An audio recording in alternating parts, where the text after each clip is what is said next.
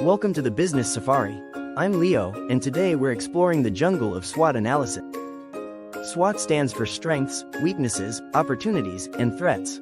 It's a powerful tool businesses use to understand their position in the market. Let's break down each part of SWOT. Strengths. Strengths are internal factors that give your business an advantage. Weaknesses.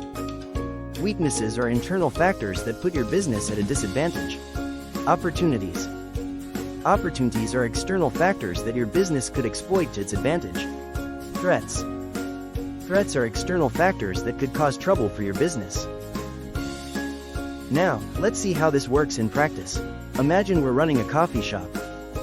In the strengths quadrant, we might list high-quality coffee beans, prime location, and skilled baristas.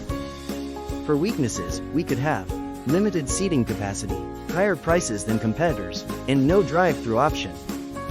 Moving to external factors, our opportunities might include growing trend of coffee consumption, potential for online ordering, and new residential development nearby.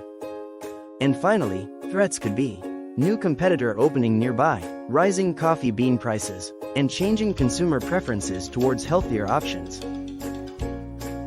By analyzing these factors, our coffee shop can make informed decisions. We might decide to capitalize on our strength of high-quality beans, address our weakness of limited seating, seize the opportunity of online ordering, and prepare for the threat of new competitors.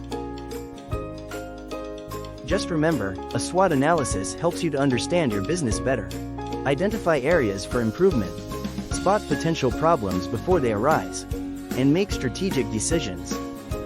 A SWOT analysis isn't just for big corporations, it's a valuable tool for businesses of all sizes. And that wraps up our safari through SWOT analysis. I'm Leo, and don't forget to like and subscribe for more helpful business videos.